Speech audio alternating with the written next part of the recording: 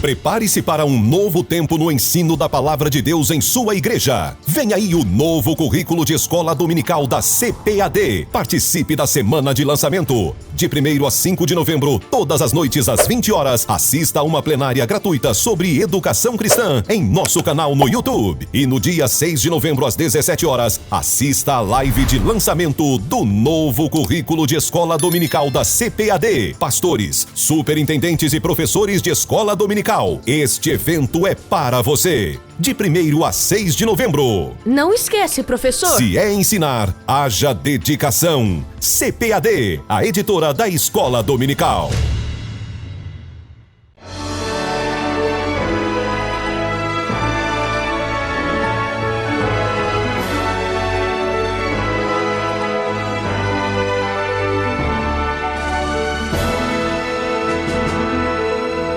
Subsídios. Lições Bíblicas Adultos. Lição 4. Paulo, a vocação para ser apóstolo. Cumprimento a todos os meus queridos irmãos, professores, alunos da Escola Bíblica Dominical. Escola Bíblica Dominical, nossa paixão principal no ministério, por entender que a Escola Bíblica Dominical ela leva a igreja a um conhecimento maior da palavra de Deus e a se firmar nos fundamentos da nossa fé.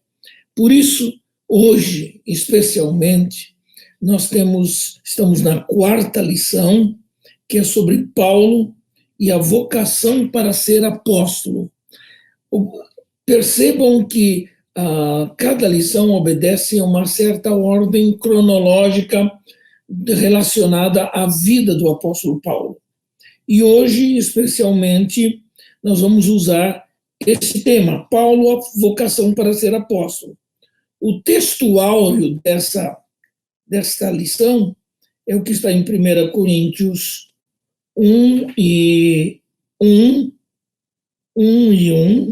né, da primeira carta de Paulo aos Coríntios, quando ele se identifica com a igreja de Corinto, dizendo: Paulo, chamado pela vontade de Deus para ser apóstolo de Jesus Cristo. Eu gostaria de chamar a atenção de todos vocês para essa ação simultânea que aconteceu entre o ato de conversão e a vocação, a chamada de Deus para a vida do apóstolo Paulo. Essa notável experiência de Paulo que aconteceu no caminho de Damasco envolve essa ação simultânea entre conversão e vocação.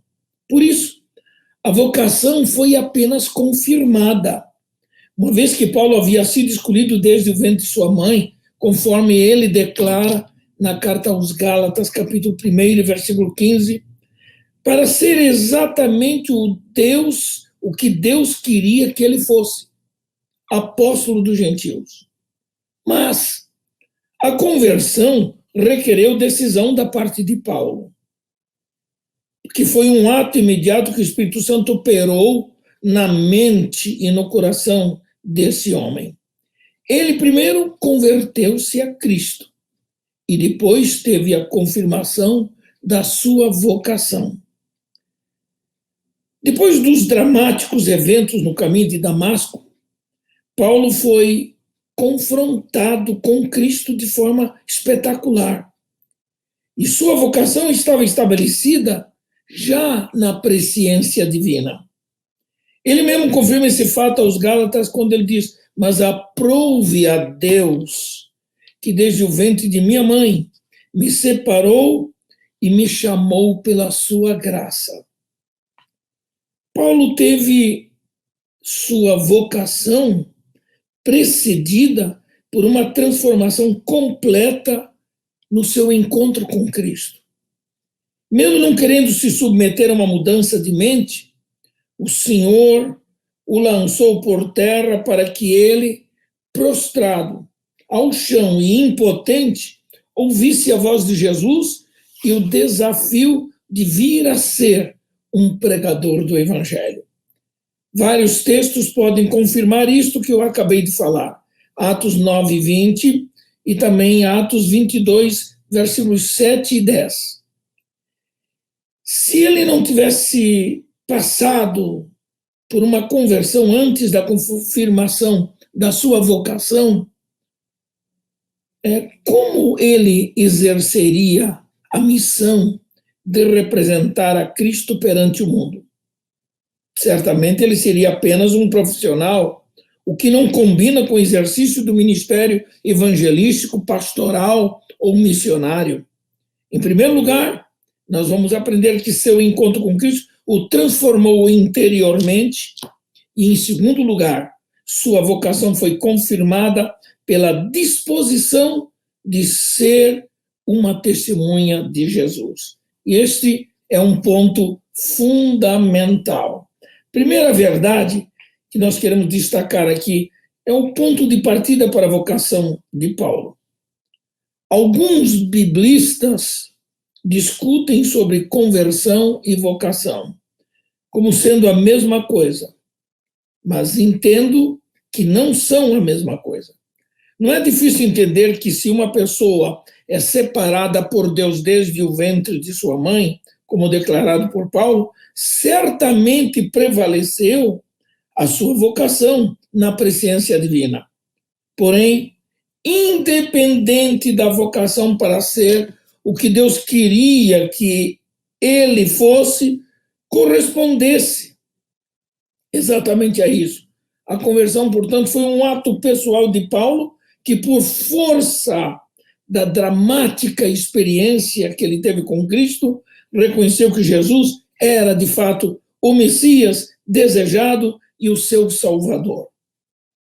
Quando Paulo diz ter recebido o seu evangelho por uma revelação de Jesus Cristo, está lá em Gálatas 1 e 12, entende-se que a experiência de conversão que ele teve no caminho de Damasco foi a fonte de sua vocação apostólica, bem como também do seu entendimento teológico acerca do evangelho. Portanto, a conversão de Saulo não foi repentina nem compulsiva. A narrativa de Lucas indica que Saulo teve que ser impactado intelectual e emocionalmente no caminho de Damasco para render-se ao chamado de Jesus. Saulo era um perseguidor implacável contra os seguidores de Jesus antes. E estava indo para Damasco com carta branca das autoridades romanas e judaicas para prender e supliciar qualquer seguidor de Cristo que ele encontrasse no seu caminho. Não sabia ele que ninguém resiste a Deus. Há um texto em Tiago 4,6 que diz: antes da maior graça, portanto, diz, Deus resiste aos soberbos, dá, porém, graça aos humildes. A expressão antes da maior graça faz-nos entender que a graça de Deus é capaz de superar a infidelidade. Por outro lado, quando nos deparamos com a expressão que Deus resiste ao soberbo, lembra que aquele que não reconhece que Deus é Senhor sobre todas as coisas, e ninguém pode suportá-lo quando ele age.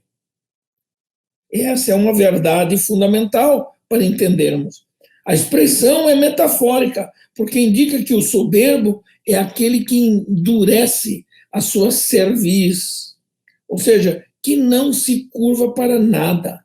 Na experiência de Paulo, sua soberba foi desfeita pelo poder da visão gloriosa do Senhor Jesus Cristo. Na presciência divina, esse homem foi escolhido para ser apóstolo dos gentios. Seu encontro com Jesus, naquele caminho para Damasco, arrefeceu o perseguidor implacável que ele era.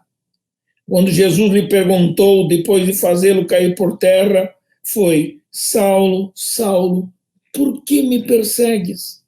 Essa pergunta de Jesus quebrou o orgulho de Saulo, o qual, sem nenhuma contra-argumentação, ficou cego pelo resplendor de luz, e ele respondeu com outra pergunta: quem és tu, Senhor? Jesus lhe responde: eu sou Jesus, a quem tu persegues.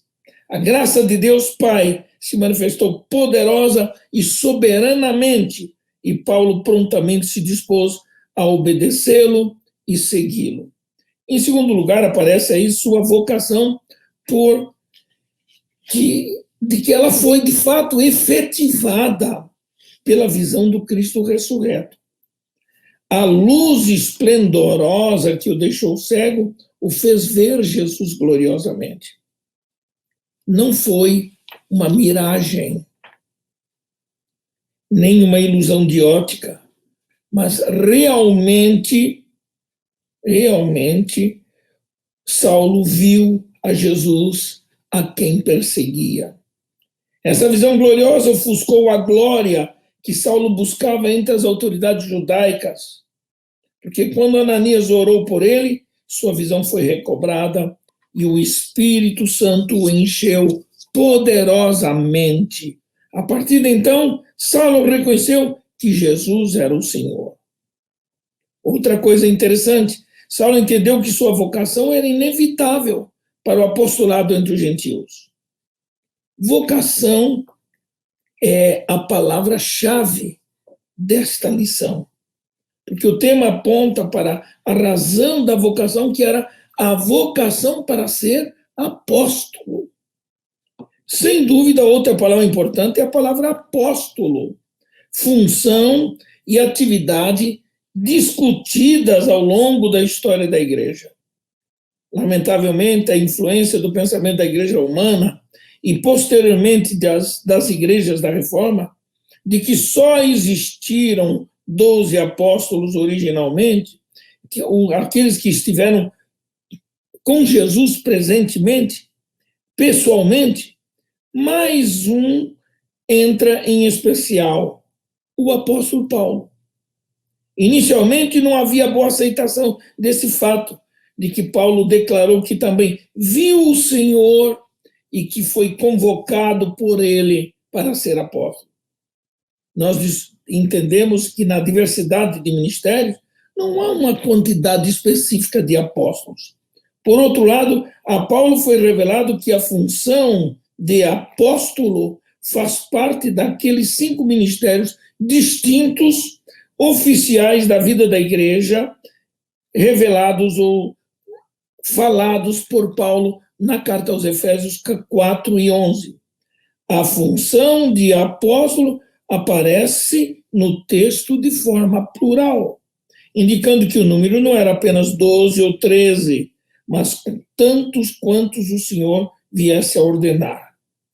Portanto, ser apóstolo não significa obter um título de honra ou de superioridade aos demais ministérios na igreja. Não. Aqueles que administram a igreja de Cristo. A ideia básica também não é a sucessão apostólica, porque o Senhor rege a sua igreja de modo dinâmico, e ele continua chamando e enviando homens com uma missão especial para realizar a sua obra. Cremos que ao longo da história da igreja, especialmente aqui no Brasil, nossos primeiros homens de Deus, que nós os chamamos de pioneiros, foram autênticos apóstolos. Nada tem a ver com a autotitulação que alguns líderes de igrejas neopentecostais assumem como cargos de honraria ou de superioridade. Em relação a Paulo, Deus o escolhera de antemão para conhecer a vontade de Deus. Qual era a vontade de Deus para Paulo? Essencialmente, era o de torná-lo um embaixador de Cristo, um pregador do Evangelho, conforme está lá em Atos 9:20. Nas várias cartas endereçadas às igrejas plantadas por ele em seu ministério apostólico, ele se identifica assim: Paulo, apóstolo de Jesus Cristo pela vontade de Deus. Uma coisa que nos chama atenção é que quando Ananias foi procurá-lo em Damasco, e pela unção e a imposição de mãos restaurou as vistas de Saulo de Tarso, é bom que se diga que a partir daquele momento, confirmada a sua conversão, ele recebeu uma unção especial do Espírito Santo para dar início à missão de pregar o Evangelho. Paulo não foi convidado a receber uma consagração especial em Jerusalém.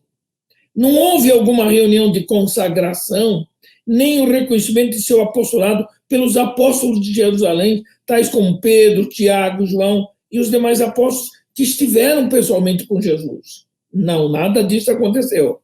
Prevaleceu, sim, a declaração de Jesus para Ananias, discípulo fiel de Cristo em Damasco, que mostrou a ele, na ordem que Jesus lhe deu para procurar a Saulo, diz: vai, porque esse é para mim um vaso escolhido para levar o meu nome diante dos gentios e dos reis e dos filhos de Israel. Ananias, com autoridade delegada pelo próprio Senhor Jesus, numa visão, foi ao encontro de Saulo na rua chamada Direita, e lá impôs as mãos sobre Saulo. Saulo foi cheio do Espírito Santo. Além de ter recuperado a visão de sua cegueira, Paulo teve uma visão de Cristo que se identificou com ele para dar-lhe uma experiência capaz de mudar sua mente e o seu coração. Pergunta-se hoje nos meios pentecostais: falaria Deus e se mostraria ainda através de visões? É uma das perguntas que se faz geralmente pelos antipentecostais, que entendem que esse modo de ação no campo da espiritualidade foi apenas para os primórdios da igreja. Entretanto, não há uma regra ou doutrina neotestamentária que diga que haja dom de visão, dom de revelação ou outro modo de manifestação divina. Mas não há dúvida de que a revelação por meio de visões ou mesmo de sonhos ainda acontecem. O Espírito Santo ainda pode falar havendo necessidade, mas é ele quem decide como, quando e com quem ele pode falar por esses meios, por meios de visões no caso. A manifestação dos dons do Espírito são suficientes para quaisquer manifestações espirituais. Portanto, descobrimos o quê? Que a vocação operou na vida de Saulo de Tarso uma mudança de rumo na sua vida de modo também impactante. A operação da graça salvadora foi o ponto de partida para promover essa mudança radical de atitude de Saulo. Tudo que Saulo de Tarso queria antes do encontro com Cristo era prender os seguidores de Jesus Cristo e destruir o poder do seu nome. Está lá em Atos 9. Entretanto, Saulo foi surpreendido por Jesus. Não foi Saulo quem clamou por Jesus, mas foi Jesus quem confrontou a Saulo e o chamou pelo nome. A obra de salvação é mérito de Deus Pai, por meio de Jesus Cristo em sua obra expiatória. É Deus quem reconcilia o mundo consigo. E a vocação de Saulo estava determinada pela vontade soberana de Deus. Aos apóstolos estava determinada também aqueles que estiveram com Jesus fisicamente. Sua missão básica seria o de lançar os fundamentos da igreja a partir de Jerusalém. Mas quando o Senhor chamou a Saulo, era porque esse homem de personalidade tenaz e obstinada seria aquele que expandiria a igreja no mundo gentil. Para terminar aqui, sua vocação requereu o aprendizado no deserto. Quanta coisa eu poderia falar sobre o deserto. Quanta coisa. A verdade é, como dizem alguns pregadores que o seminário intensivo que Paulo teve para o exercício do seu ministério aconteceu com Jesus no deserto. A obra que Paulo teria que fazer requeria uma preparação austera e silenciosa de comunhão com Deus e de reflexão. Em vez de ir a Jerusalém para aprender com os apóstolos, ele percebeu que não havia boa vontade dos apóstolos para consigo. Então ele preferiu afastar-se do envolvimento com os judeus nas sinagogas, uma vez que toda vez que ele ia a uma sinagoga, acabava por provocar tumultos pela capacidade que ele tinha para discutir e argumentar. Ele sabia que precisava ser lapidado no contexto do cristianismo para estar apto a dar testemunho de Jesus e anunciá-lo como o Cristo de Deus. Saulo entendeu pelo Espírito que deveria tomar o caminho do deserto da Arábia, a sudeste de Damasco, sob o domínio do rei Aretas. Sabendo-se desconhecido naquela região desértica da Arábia, ele preferiu viver em algum lugar diferente, deserto, onde habitavam alguns grupos nômades e ele era totalmente desconhecido. Ele sabia que lhe faltava maior conhecimento acerca de Cristo, o qual se revelara a ele e que, se voltasse a Jerusalém, ele enfrentaria dúvidas acerca da sua conversão. Isso nós entendemos. A verdade é que depois de 3 anos aproximadamente, entre a sua conversão e o seu retorno a Jerusalém, Saulo estava melhor preparado para explicar sua vocação aos líderes da igreja em Jerusalém. Muita coisa eu poderia falar sobre Saulo e a sua experiência no deserto. Entretanto, entendemos nesta lição de que no deserto fez com que a sua imensidão esmagasse tanto o poder quanto a fraqueza carnal do homem Saulo. E então ele passou a depender totalmente de Deus.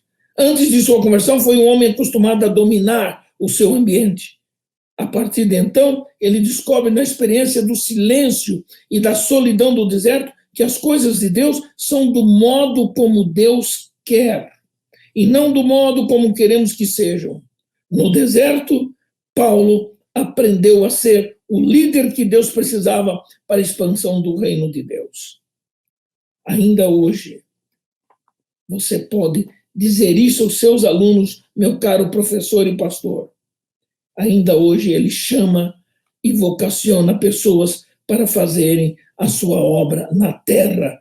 E isto é muito importante. Deus busca pessoas que se disponham a fazer a sua obra. Sua vocação, a vocação de Paulo, aconteceu numa experiência dramática e ao mesmo tempo gloriosa, porque Paulo tomou consciência de que ele não poderia fugir ao desafio de levar o nome de Jesus perante reis, tribunos, perante governadores e perante os povos do mundo.